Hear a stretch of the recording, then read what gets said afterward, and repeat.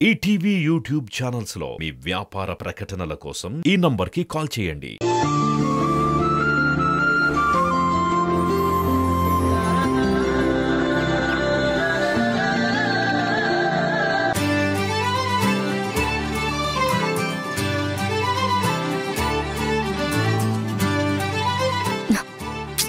నందు, నేను చెప్తూనే ఉన్నాను కదా, దాన్ని అలా కొడితే పడదని. విన్నావా?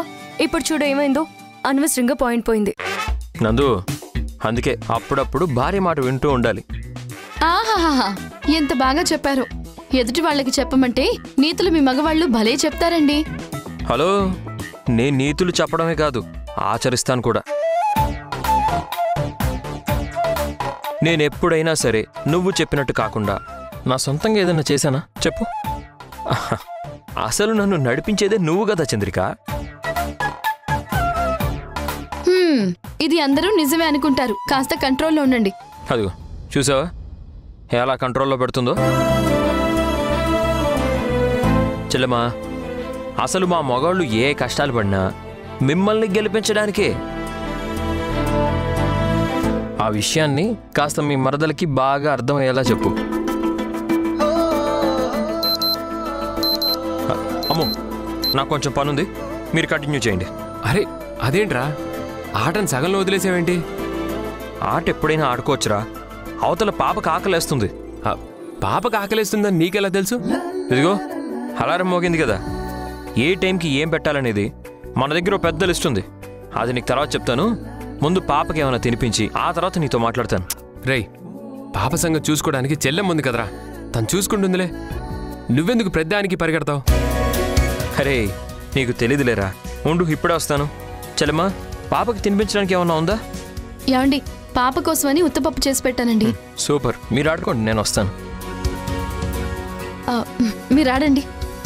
చంద్రిక, నువ్వు మరీ ప్రతి పని అన్నయ్య చేత చేయించడం ఏం బాలేదు. నువ్వు చూసుకోవచ్చు కదా పాప సంగతి. మేఘనా, నేను పాప సంగతి చూసుకుంటాను అని ఎంత చెప్తాను, కానీ ఆయన వింటనే కదా. నా కూతురికి నేనే అని చేసి పెట్టాలి అంటూ ప్రతి దానికి ఆయనే పరిగెడుతూ ఉంటాడు. మీకు విషయం తెలుసా? పాపకి డైపర్ కూడా నన్ను మార్చనివ్వడు, ఆయనే మారుస్తాడు. పాపకి స్నానం చేయించడం, బట్టలు తొడగడం అన్నీ ఆయనే దగ్గరుండి చూసుకుంటాడనుకో. నువ్వు మరీ మగాళ్ళ పరువు తీస్తున్నావురా. ముందా గిన్నె చెల్లెమ్మకివ్వు, తను తినిపిస్తుంది. లేదు, నేనే తినిపిస్తాను. అదేంట్రా, చెప్తే అర్థం చేసుకోవేంటి? నీకే అర్థం కావట్లేదురా. పాపనెత్తుకొని అన్నం తినిపిస్తూ ఇలా మన కూతురికి అన్నం తినిపిస్తుంటే అందులో ఎంత సంతృప్తి ఉంటుందో తెలుసా నీకు?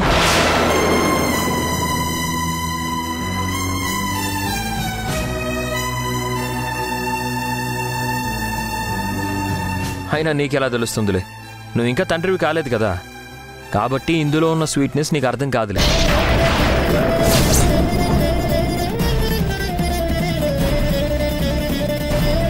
అన్నయ్య, మీరు ఎంత చెప్పినా సరే ఆయన మాత్రం పాపకి తినిపించాల్సిందే. మనం ఎవరు ఎన్ని చెప్పినా ఆయన మాత్రం వినరు. ఆయన చేయాల్సిందే చేస్తాడు. నేను కూడా చెప్పి బాగా విసిగిపోయానన్నయ్య.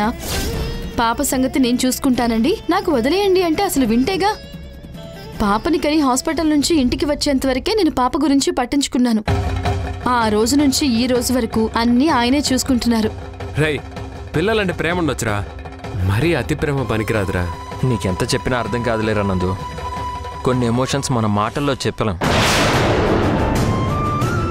ఆ ఫీల్ అనుభవిస్తేనే కానీ నీకు అర్థం కాదు. ఎందుకు అర్థం కాదురా? ఏది పాపని లైవ్? పాపా దా, కమ్ కమ్ కమ్.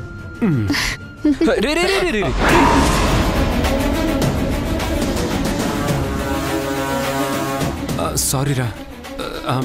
పర్లేదురా, నీకు అలవాట్లేదు కదా. పిల్లల్ని ఇలా ఎత్తుకోవాలి. ఒక చెయ్యి ఇలా కింద పెట్టి ఇలా పెట్టి జాగ్రత్తగా పట్టుకోవాలి. నీకు కూడా ఓ బాబో పాపో ఉండుంటే ఈ ఎక్స్పీరియన్స్ నీకు కూడా వచ్చుండేదిరా. మా చెల్లెమ్మ నీకు రెడీమేడ్గా పిల్లల్ని ఇచ్చేసింది కదా, కాబట్టి నీకు ఆ ఛాన్సే మిస్ అయిపోయింది.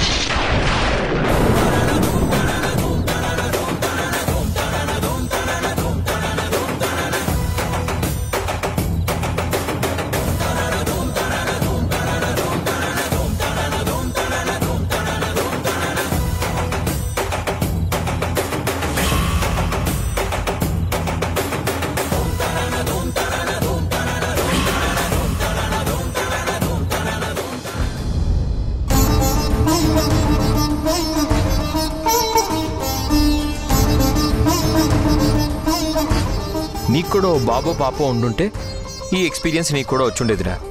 మా చెల్లెమ్మ నీకు రెడీమేడ్గా పిల్లల్ని ఇచ్చేసింది కదా, కాబట్టి నీకు ఆ ఛాన్సే మిస్ అయిపోయింది. నందు, ఏమైంది నందు? ఎందుకలా ఉన్నావు? నేను నిన్నటి నుంచి చూస్తున్నాను, నువ్వు చాలా డల్గా కనిపిస్తున్నావు. నువ్వేమైనా నాతో చెప్పాలి అనుకుంటున్నావా?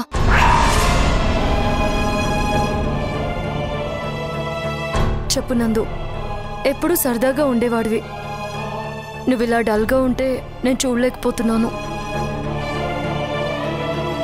ప్లీజ్ నందు, నీ మనసులో ఏముందో చెప్పు.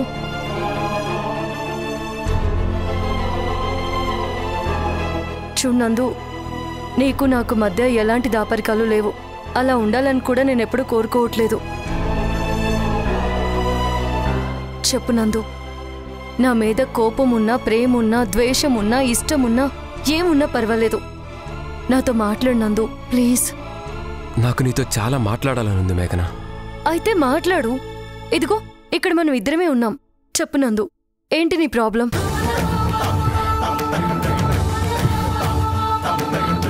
ఏం లేదులే. ఇదిగో చూడు, నువ్వు చెప్తానని మాటిచ్చి ఇలా తప్పించుకోవడం ఏం బాలేదు. సీరియస్గా చెప్తున్నాను, నువ్వు చెప్తావా లేదా?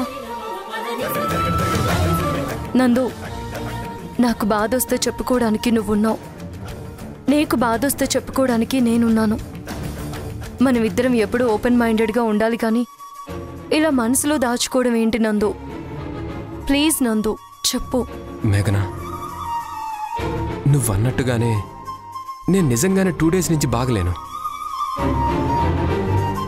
నా మనసులో చాలా బాధ ఉంది, అది చెప్పుకోవాలనుంది. కానీ అది నువ్వెలా తీసుకుంటావన్న భయం కూడా ఉంది. అదేంటి నందు, ఎందుకలా అనుకుంటున్నావు? ఎందుకు ఇలా నెగటివ్గా థింక్ చేస్తున్నావు? నువ్వంటే నాకు చాలా ఇష్టం మేఘన. నీ ప్రేమకి నేను దూరం కాలేను. చూడు నందు, నీ మనసులో ఏమున్నా సరే నాతో చెప్పు. అది ఎలాంటిదైనా సరే, నేనేది కూడా నెగటివ్గా తీసుకోను. నిజంగా నన్ను బాధ పెట్టే విషయమైనా నేను నీకు దూరం అవుతానని మాత్రం అస్సలు అనుకోవద్దు. నేను ఇక్కడే ఉంటాను, అవసరమైతే నీతో పోట్లాడతాను, మాట్లాడతాను, నిన్ను ఒప్పిస్తాను, అంతే తప్ప నిన్ను వదిలిపెట్టి మాత్రం నేను ఎక్కడికి వెళ్ళను నందు. It's my promise. Thank you మేఘన. నువ్వు ఇలా చెప్తూ ఉంటే నాకు నిజంగా ధైర్యం వస్తుంది. చూడు నందు, నేనెప్పుడు నువ్వు ఆనందంగా ఉండాలనే కోరుకుంటాను. నీ ఆనందానికి మించింది నాకు ఈ ప్రపంచంలో ఇంకేదీ లేదు. చెప్పు, అసలు ఏ విషయం మీద అంతలా బాధపడుతున్నావు? చెప్పు నందు. మేఘన, నేను మేఘనా, అన్నయ్య. రా చంద్రిక. ఓ, ఐఎమ్ సారీ, మిమ్మల్ని డిస్టర్బ్ చేసినట్టున్నాను. నో నో, అదేం లేదు, చెప్పు. అన్నయ్య, మీరు అర్జెంటుగా బయటికి రావాలి. దేనికమ్మా? దేనికేంటన్నయ్య? మా ఆయన మీతో చాలా అర్జెంటుగా మీటింగ్ ఉంది అన్నారు. దాని ఏర్పాట్లన్నీ చేసి అక్కడ వెయిట్ చేస్తున్నారు. మీరు త్వరగా వెళ్లారంటే గబగబా ఆ మీటింగ్ కంప్లీట్ చేసుకుని గదిలోకి వస్తాడు. అప్పటి వరకు పాపని ఆడిస్తూ ఉండాలి. వాళ్ళ నాన్న లేకుండా పాపని ఆడించడం అంటే నరకం అనుకోండి. ప్లీజ్ అన్నయ్య, మీరు త్వరగా వెళ్ళి త్వరగా మీటింగ్ ఏదో కంప్లీట్ చేసుకుని వచ్చేయండి. భరత్ గారు కనుక వస్తే పాపని ఆయన చేతికిచ్చేసి నేను హ్యాపీగా నిద్రపోతాను. ప్లీజ్ అన్నయ్య. చంద్రిక, వాడి అతి ప్రేమని నువ్వు బాగా అడ్వాంటేజ్ తీసుకుంటున్నావు. వాడెంత లొంగితే మాత్రం అన్ని పనులు వాడి చేత చేయిస్తావా? ఇది అన్యాయం కాదు? అదేంటన్నయ్య, మరి నేను 9 నెలలు కష్టపడి పాపని కన్నాను కదా. ఏ ఆ మాత్రం ఆయన చేయలేడా? ఎంతైనా మీరు మీ ఫ్రెండ్ని బాగా సపోర్ట్ చేసుకుంటున్నారు. నిజమే. నేను గనక వాడికి సపోర్ట్ చేసుంటే నువ్వు ఇలా ఉండేదానివి కాదు. సరే, నేను వెళ్ళి మీటింగ్ కంప్లీట్ చేసుకొని వస్తా.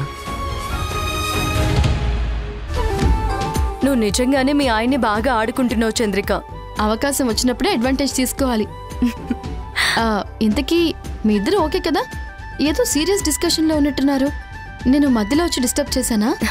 అదేం లేదులే, ఆల్ ఓకే, డోంట్ వరీ. పద పద. Cheers. ఆహా.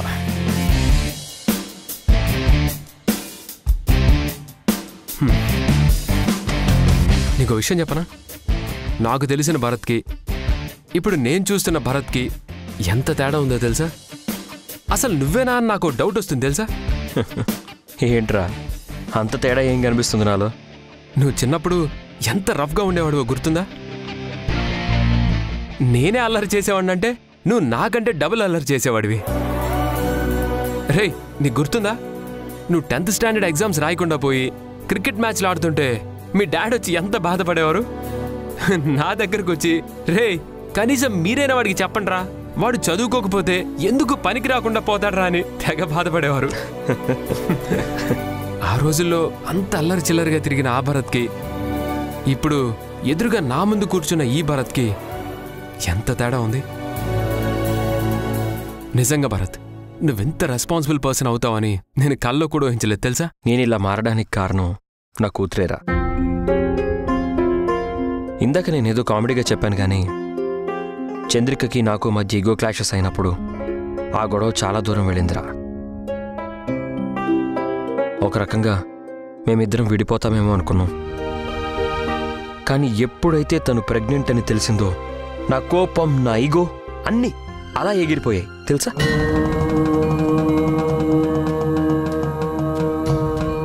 నేను పాపని అంత జాగ్రత్తగా చూస్తుంటే నీకు కామెడీగా కనిపిస్తుందేమో కానీ నిజంగా ఒక తండ్రిగా ఆ ఫీల్ ఎంత గొప్పగా ఉంటుందో అది నువ్వు అనుభవిస్తే గానీ నీకు తెలీదురా.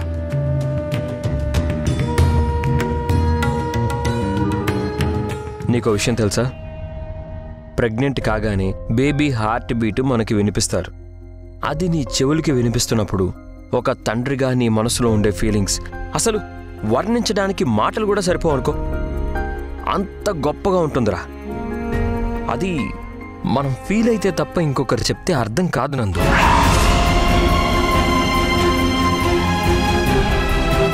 బేబీ డెలివరీ అయ్యాక ఆ బేబీని తెచ్చి ఇలా మన చేతుల్లో పెట్టినప్పుడు అప్పుడే పుట్టిన ఆ బేబీని చూస్తుంటే మనసులో ఎంత గొప్ప ఫీలింగ్స్ కలుగుతాయో తెలుసా?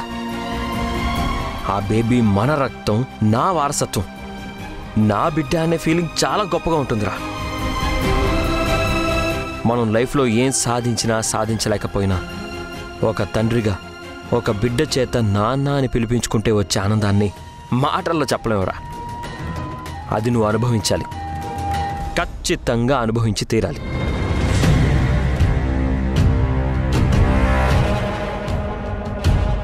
పిల్లలకి ఇచ్చే బర్త్ సర్టిఫికెట్లో సన్ ఆఫ్ నందు అని రాస్తే అది చదివినప్పుడు నీకెలా ఉంటుందో ఒకసారి ఊహించుకో.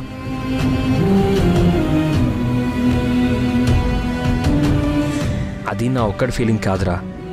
మనల్ని కన్నప్పుడు మన ఫాదర్ కూడా సేమ్ ఇలాగే ఫీల్ అయి ఉంటాడు. ఆ ఆనందాన్ని నువ్వు కూడా పొందాలి, రేపు నీ పిల్లలు కూడా పొందాలి. అదేరా లైఫ్ అంటే. ఇలా అంటున్నానని మరోలా అనుకోవద్దు నందు. నువ్వు ఎలాంటి సిచ్యువేషన్లో పెళ్లి చేసుకున్నావో నాకు తెలుసు. 2 పిల్లలు ఉన్న ఒక ఆడపిల్లకి లైఫ్ ఇవ్వడం అనేది నిజంగా చాలా గొప్ప విషయం రా. దాన్ని నేను కాదు అనను, కానీ ఒక తండ్రిగా ఆ ఫీల్ని నువ్వు ఖచ్చితంగా పొందాలి. లేదంటే అసలు లైఫ్కి ఒక అర్థం ఉండదురా. మన కళ్ళ ముందు మన వారసుడు, మన రక్తం పంచుకొని పుట్టిన బిడ్డ అలా తిరుగుతూ ఉంటే అసలు ఆ ఆనందమే వేరు. రేపు వాడు ఒక్కొక్క అడుగు వేస్తూ నీ దగ్గరకు వచ్చి రాని బుజ్జి మాటలతో నాన్న అని పిలుస్తూ ఉంటే అబ్బా నీకెలా ఉంటుందో ఒక్కసారి ఊహించుకో.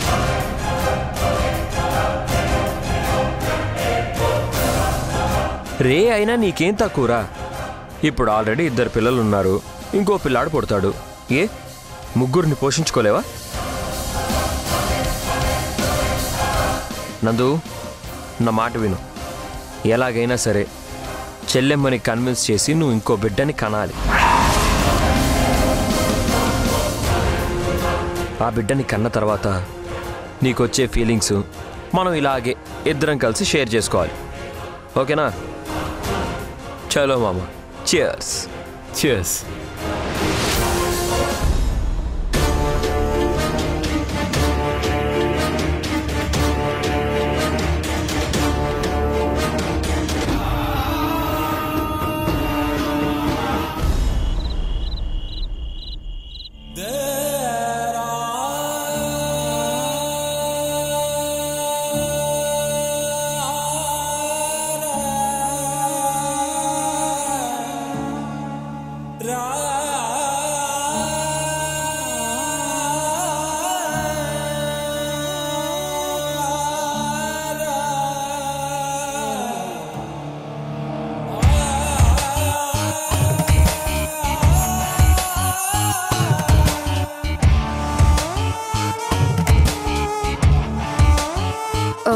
రానందు. ఐఎమ్ సారీ, భరత్ కొంచెం బలవంతం పెడితే. It's okay. నేను ఓకే అంటేనే కదా నువ్వు వెళ్ళావు. నేనేం ఫీల్ అవ్వట్లేదులే. థ్యాంక్స్.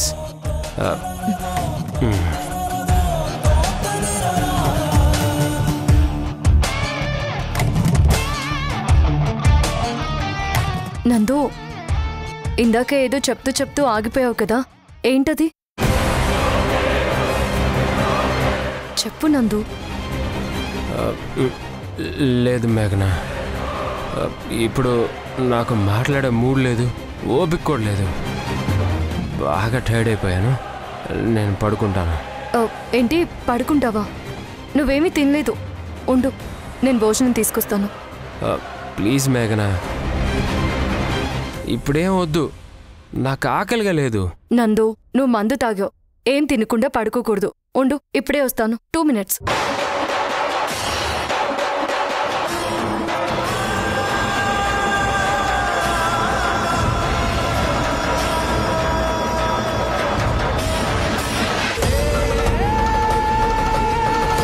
పిల్లలకి ఇచ్చే బర్త్ సర్టిఫికెట్లో సన్ ఆఫ్ నందు అని రాస్తే అది చదివినప్పుడు నీకెలా ఉంటుందో ఒకసారి ఊహించుకో. నందు, నా మాట విను.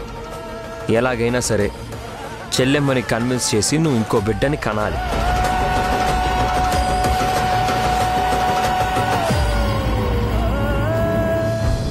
నందు, తిను. వద్దని చెప్పాను కదా, ఎందుకు తెచ్చావు? ఇదే వద్దనేది. ఏం తినకుండా ఎలా పడుకుంటావు? అదే అత్తయ్య గారుంటే ఇలాగే చేస్తావా? తిను నందు.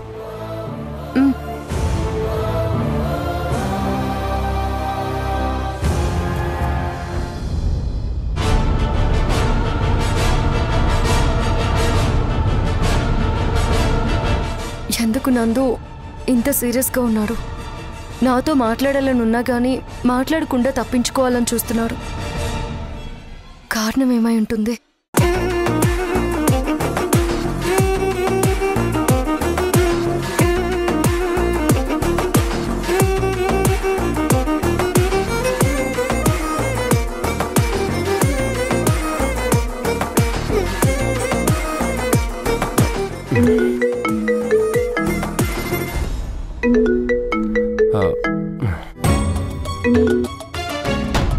ఏరా నాన్న నందు, భోంచేసావా?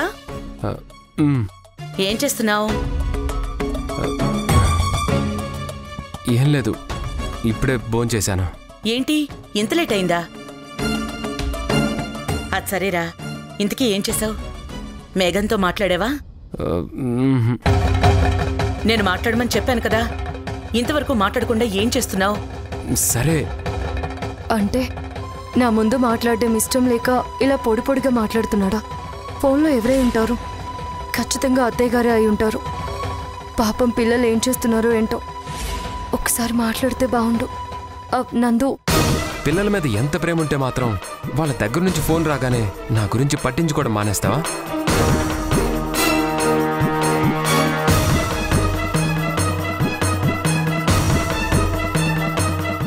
మేఘన, అమ్మ ఫోన్ చేసింది.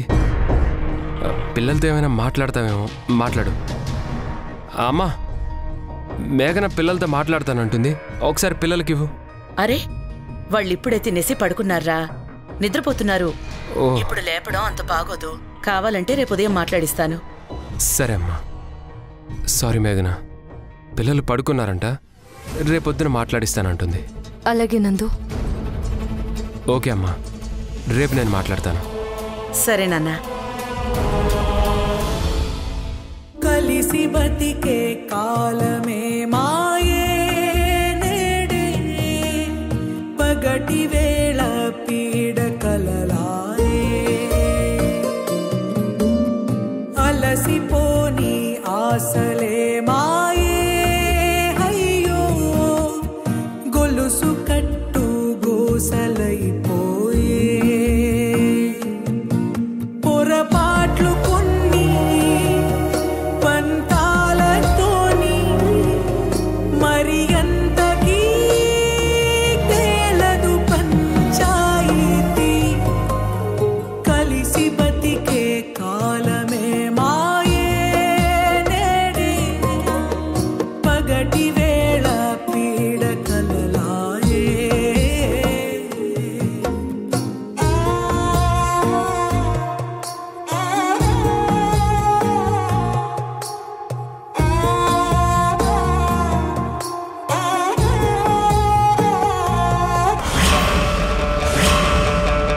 ఏమైంది నందు? ఏం చెప్పాలనుకుంటున్నావు? ఏదైనా ఉంటే ఓపెన్గా చెప్పేసాయి. నేను తండ్రిని కావాలనుకుంటున్నా. ఏంటి? ప్లీజ్ మేఘన, నాకు ఒక బిడ్డ కావాలి.